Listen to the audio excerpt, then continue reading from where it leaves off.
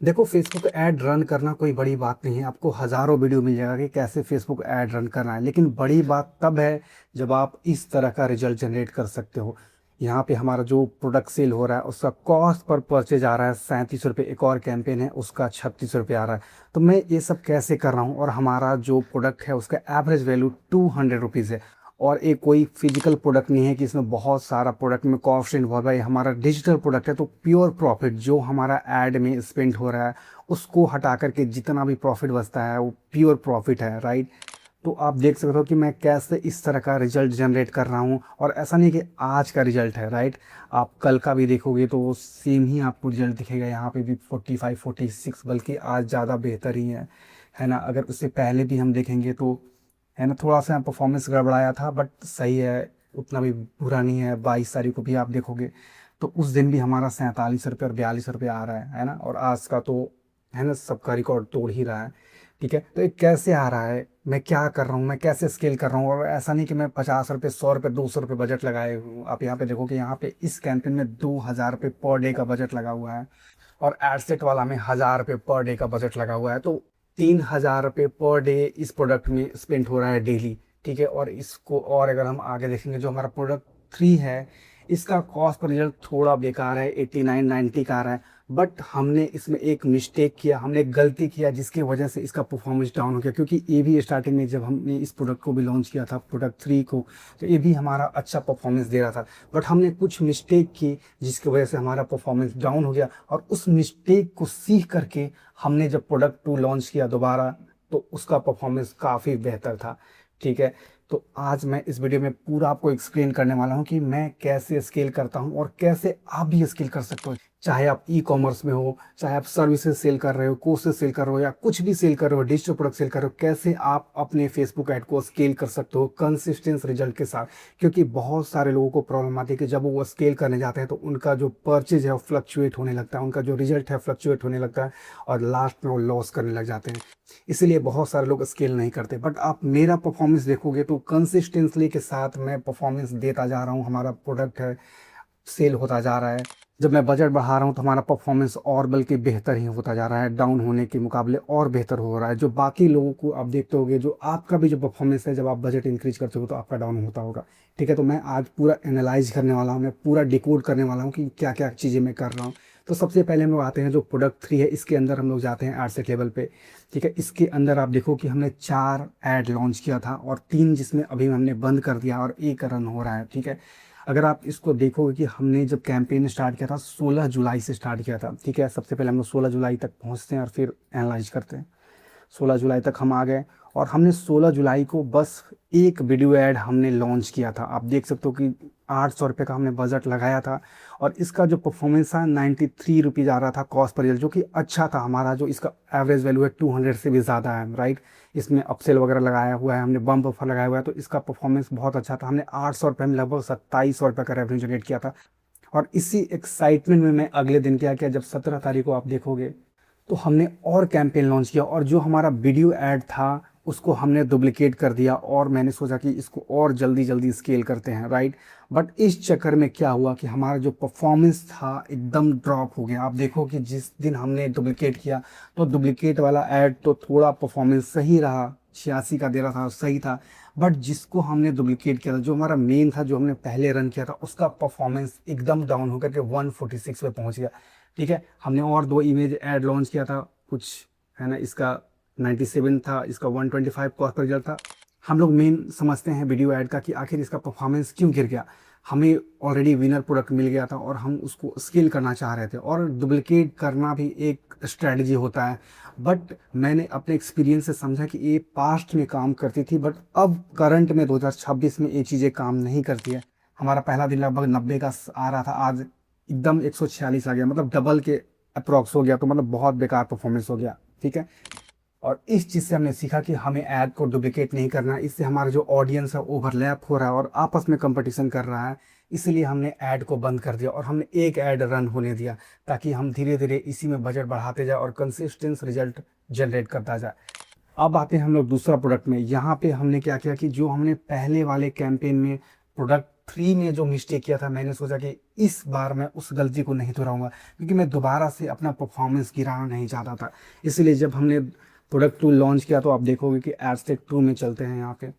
यहाँ पे आप देखो कि हमारा जो एड रन हो रहा था, हमने इसको कब लॉन्च किया था, हमने 18 तारीख को लॉन्च किया था। बट 18 तारीख से ये ऐड नहीं रन हो रहा था, क्योंकि ये रिजेक्ट हो गया था किसी कारणवश से। फिर हमने इसे अप्लाई किया था, फिर है ना रिजेक्ट से हट गया था, फिर ऐड रन होना चालू हुआ था।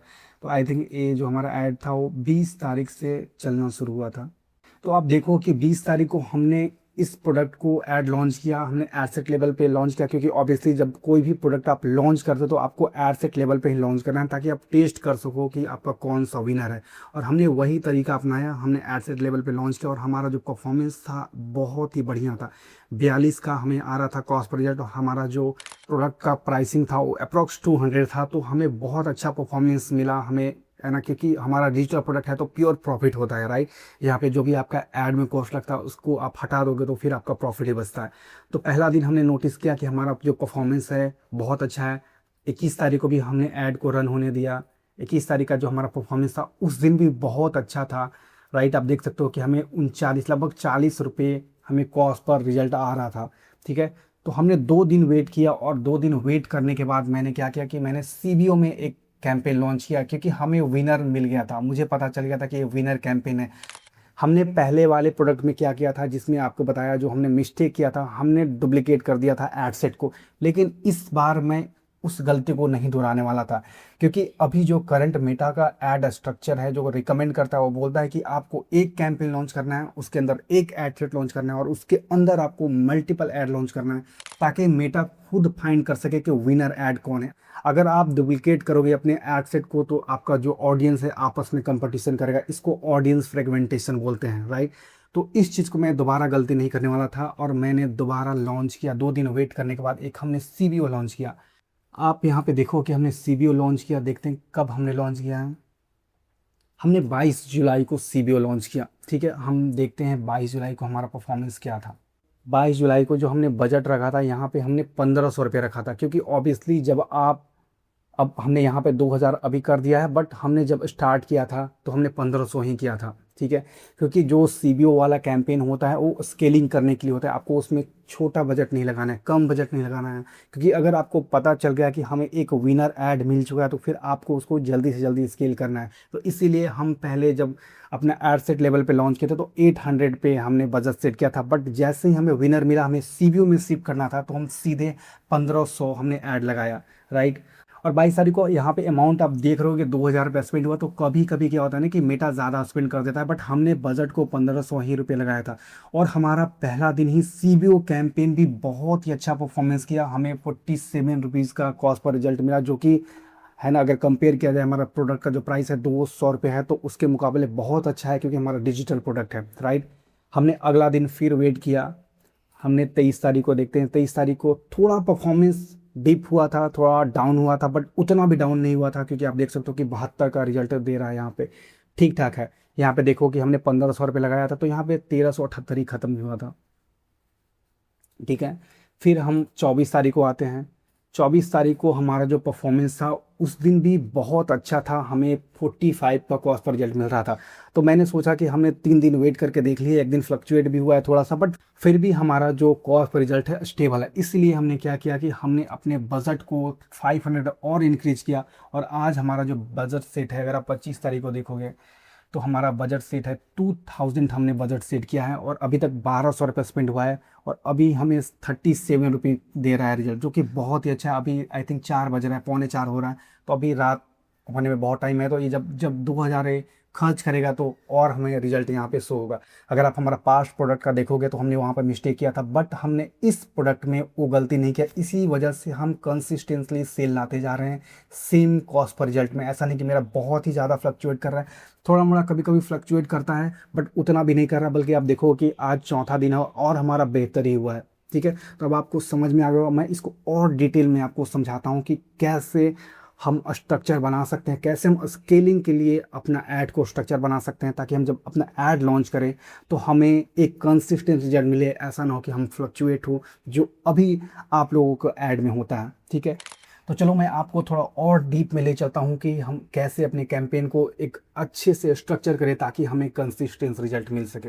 देखो दो तरीके के कैंपेन होता है, एक एबीओ होता है, एक सीबीओ होता है। जो एबीओ होता है उसको हम लोग बोलते हैं एड सेट बजट ऑप्टिमाइजेशन, मतलब कि हम जो एड सेट लेवल पे बजट को सेट करते हैं उसको हम लोग बोलते हैं एबीओ, राइट।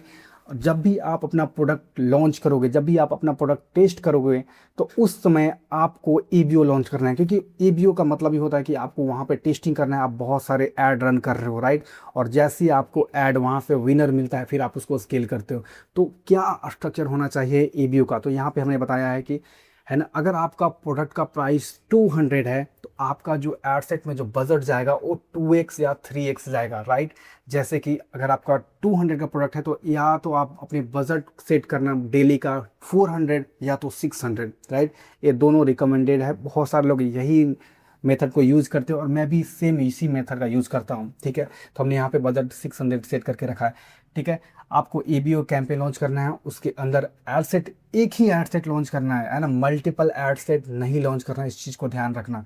और एड सेट के अंदर आपको 4 एटलीस्ट क्रिएटिव डालना है, 2 इमेज डालना है, 2 वीडियो, ताकि मेटा समझ सके कि कौन सा हमारा जो ऐड है ऑडियंस को पसंद आ रहा है और कौन सा ऐड है जो अच्छा रिजल्ट ला रहा है। आप अगर 4 ऐड इसमें डालोगे, 2 इमेज और 2 वीडियो, तो चांसेस है कि आपको कोई ना कोई एक विनर मिलेगा जो आपका परफॉर्मेंस बेहतर करता जाएगा डेली, ठीक है।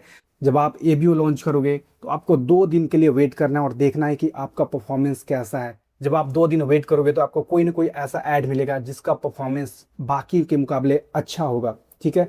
तो आपको उसको क्या करना है, उसको सीबीओ में शिफ्ट करना है। बाकी का जो आपका ऐड क्रिएटिव है जो काम नहीं करना है उसको ऑफ कर देना है, ठीक है। तो आपको अब ईबीओ के बारे में समझ में आ गया होगा कि कैसे आपको ईबीओ लॉन्च करना है जब आप अपना प्रोडक्ट टेस्ट करोगे। तो अब आते हैं सीबीओ में, ठीक है। हमारा जो 4 जो ऐड है इसमें से कोई हमें एक क्रिएटिव मिल चुका है जो विनर है, अब हम उसको सीबीओ में शिफ्ट करेंगे, ठीक है। तो पहले समझते हैं कि सीबीओ क्या होता है। देखो CBO means campaign budget optimization, मतलब जो हम कैंपेन लेवल पे बजट को सेट करते हैं उसको हम लोग सीबीओ बोलते हैं। और ये स्केलिंग करने के लिए बेस्ट कैंपेन होता है, इसी के जरिए हम लोग स्केल करते हैं, है ना। 5,000 डे, 10,000 डे, 20,000 डे तक हम इसी कैंपेन से हम लोग पहुंच सकते हैं। तो अब हम लोग समझते हैं थोड़ा सा इसको। और देखो हमने बात किया था कि जब आपका एबीओ कैंपेन है तो आपको 2x या 3x रखना है अपने प्रोडक्ट का प्राइस का, बट जब आप सीबीओ में जाओगे तो आपको 4x या 5x रखना है, क्योंकि अब आपका जो विनिंग क्रिएटिव है वो मिल चुका है। तो अब आपको प्राइसिंग को थोड़ा बढ़ा देना है अपने ऐड पे, ताकि आप और उसको जल्दी से स्केल करो, ठीक है। मैंने यहाँ पे 800 लिखा है, बट आप 800 to 1000 आप बजट लगा सकते हो अगर आपका प्रोडक्ट का प्राइस 200 है, ठीक है। तो यहाँ पे क्या करना है, आपको एक सीबीओ कैंपेन लॉन्च करना है, एक एड सेट लॉन्च करना है, और जो आपका एबीओ में विनर था उसको यहाँ पे शिफ्ट कर देना है ऐड 1 में। यहाँ पे मैंने दिखाया है ना। अगर इमेज ऐड है तो यहाँ पे इमेज ऐड जाएगा, अगर वीडियो ऐड है तो वीडियो ऐड जाएगा, ठीक है। तो यही स्ट्रक्चर होना चाहिए और यही स्ट्रक्चर मैं सेम चीज़ फॉलो करता हूँ। अगर आप हमें देखोगे, हमने जो पास्ट में आपको बताया, पीछे कुछ समय पहले बताया कि मेरा जो परफॉर्मेंस है वो क्यों स्टेबल है, तो आपको बहुत समझ में आ रहा होगा कि मैं क्या स्ट्रेटजी फॉलो करता हूँ, मैं क्या स्ट्रक्चर फॉलो करता हूँ जिससे हमें कंसिस्टेंट रिजल्ट मिलता जा रहा है। अब आपको क्लियर पिक्चर मिल चुका होगा कि हमें अपने कैंपेन को किस तरह से स्ट्रक्चर करना है, किस तरह से हमें ऐड रन करना है ताकि हमें कंसिस्टेंटली रिजल्ट मिले। क्योंकि मैंने आपको पूरा प्रैक्टिकल तरीके से दिखाया, ऐसा नहीं कि मैं सिर्फ सीख करके आपको सिखा रहा हूँ, मैं जो चीज़ कर रहा हूँ वही चीज़ आपको सिखा रहा हूँ, ठीक है। अगर अभी भी आपको कोई डाउट है तो आप कमेंट सेक्शन में हमें बताओ कि हमें इस चीज़ में समझ नहीं आया, तो मैं उसे रिप्लाई ज़रूर करूँगा और चाहूँगा कि आपका जो डाउट है उसको सॉल्व करूँ। तो आई होप कि हमने अपना 100% दे दिया है, जो भी मैं चाहता था सिखाना आपको सिखा दिया है। अब आपकी बारी है कि आप अपने कैंपेन में इस स्ट्रक्चर को फॉलो करो और कंसिस्टेंस रिजल्ट लाओ। तो अगर आपको वीडियो अच्छा लगा तो वीडियो को लाइक ज़रूर कर देना, क्योंकि बहुत मेहनत लगती है वीडियो को बनाने में, और वीडियो पे एक अच्छा सा कमेंट ज़रूर करना ताकि मुझे मोटिवेशन मिले आगे भी वीडियो बनाने के लिए। So thank you so much for watching this video. हम मिलते हैं अगले वीडियो में ऐसे ही और इंस्पायरिंग और यूज़फुल वीडियो के साथ।